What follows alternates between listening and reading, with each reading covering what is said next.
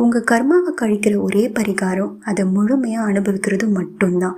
வேணும்னா அதை எதிர்கொள்ள உடலையும் மனதையும் வலிமையாக வச்சுக்க வேணால் பழகிக்கலாம். தெய்வம் நம்மளை தண்டிக்கிறதும் இல்லை, நமக்கு நல்லது பண்ணுறதும் இல்லை.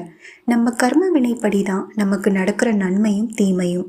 அதுக்கு தெய்வம் வெறும் சாட்சி மட்டும்தான். நீங்கள் கடவுளை நம்புறவங்களா இருந்தாலும் சரி, பிரபஞ்சத்தை நம்புறவங்களா இருந்தாலும் சரி, இல்லை இதை எல்லாத்தையும் மீறின ஒரு சக்தி இருக்குன்னு நம்புறவங்களா இருந்தாலும் சரி, எதுவாக இருந்தாலும் சரி, அவங்க நம்மளை வழி நடத்தினாவே போதும்.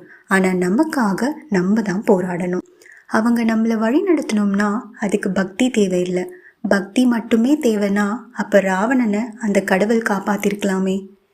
நீங்கள் உண்மையாக இருக்கணும், உங்கள் பக்கம் நியாயம் இருக்கணும். அப்படி இல்லாத பட்சத்தில் இவங்ககிட்ட போய் நிற்கிறது அர்த்தமற்றது. இந்த கதையை கேட்டதுக்கப்புறம் நான் உங்களுக்கு சொல்கிறத விட கர்மானா என்னன்னு இந்த கதையே உங்களுக்கு புரிய